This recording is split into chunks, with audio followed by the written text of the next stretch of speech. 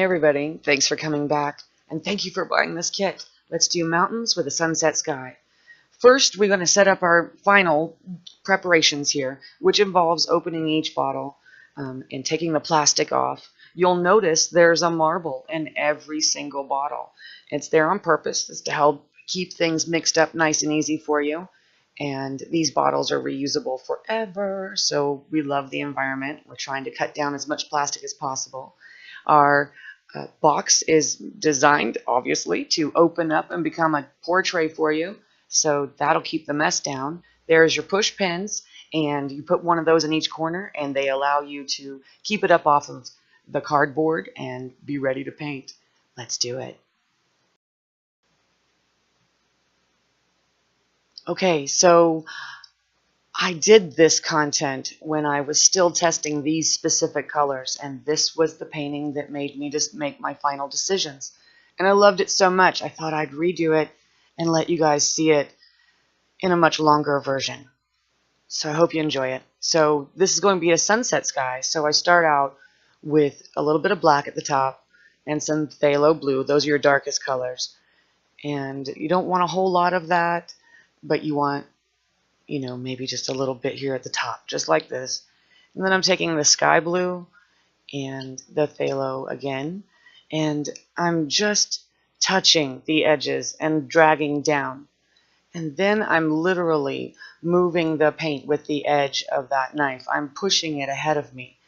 And when I want to drop it off, I just lift the back of the handle up. Make some little swoopies here. Yours is going to be amazing, I'm sure. Do what clouds feel good to you. But this is the very beginning of the cloud layer.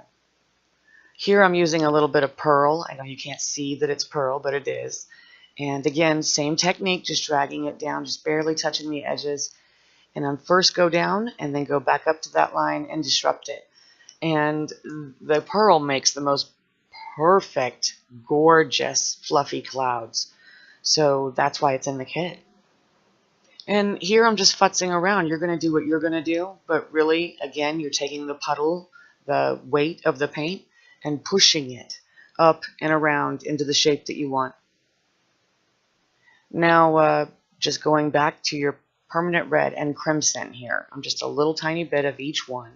And again, we're just going to bring it downwards first, find that line, and then this time instead of going up into the cloud layer, I'm using the deep yellow and a little bit of white right there at the edge and a little bit of gold, because that really makes that sunset sing. And then I'm going to drag up into the clouds, and I'm just going to drop a little bit of that on the edge of my knife onto those white puffy clouds, so it will give it dimension. And again, we're going to put in the very bottom layer of the clouds. And I used white with that. That wasn't pearl. I used white and a little bit of pearl. So now we're mixing the colors for the mountains. And it's not a hard mix. They're all in your kit. So it's violet, light blue, and white. That's why those extra cups are in your kit. And if you need a little Floetrol to mix those up, you know, do what you got to do. So these are all easy to see colors. You just want a violet blue. That was sky blue, and then the violet color that we made, and black. Now I'm dragging the white into the very top layer of that color that we made. The mountain color is what I call it. And that's just to kind of define a little bit. Now you want to connect your mountain lines. You want to make sure that your horizons are staying straight. And, you know, just play a little bit here, because that's going to be the dance of snow or maybe light on your mountains, depending on how you figure them out. And after you've done that, you want to go to the next layer of paint and start dragging that downwards and into little hills and valleys. And use your black and your purple mix there to kind of create things that are more forward, the hills that are closer to the viewer in the picture. This creates depth and dimension. You'll love it. So next, the land ribbon pour, as I like to call it. And it's a mix of, you want to start with black at the bottom, and then raw sienna and a little bit of gold, and then however you want to do it from there on out. But you can see there that I have a pretty solid mix. I'm going to pour that thing in there. And the purple really sings next to gold. It's just a FYI. And you'll see why here in just a second. Again, we've spent over a year testing these colors, doing hundreds of paintings, finding just the right combinations to be able to make these paintings come to life for you. With these easy techniques and a little practice, you too will have amazing paintings. So here I'm just like tilting it a little bit just to make sure that it covers everything and gets over the edges. And now I'm going to start blending those layers. And this is, a little bit of very careful work. You want to use the very side and tip of your tool, whichever one you're using that's comfortable in your hand that you like. This is the one that I use. It's actually a broken one. And just the tip is on there, and that's all, and I'm just barely holding on to it. But I like it for doing the small, tight work. So you'll find your comfort zone.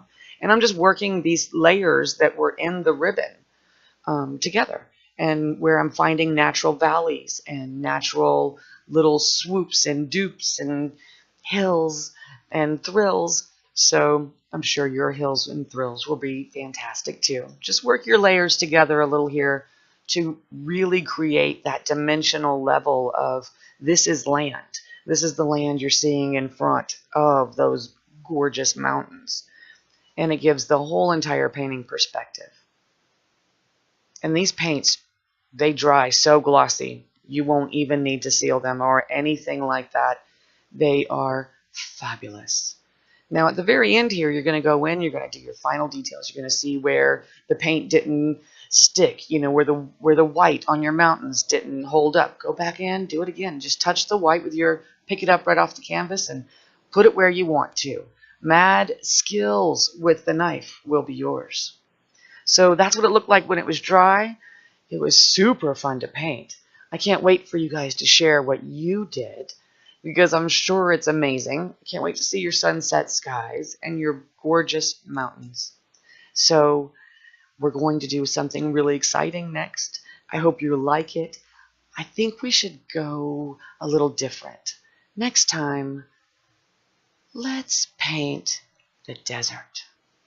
See you there. Come on back.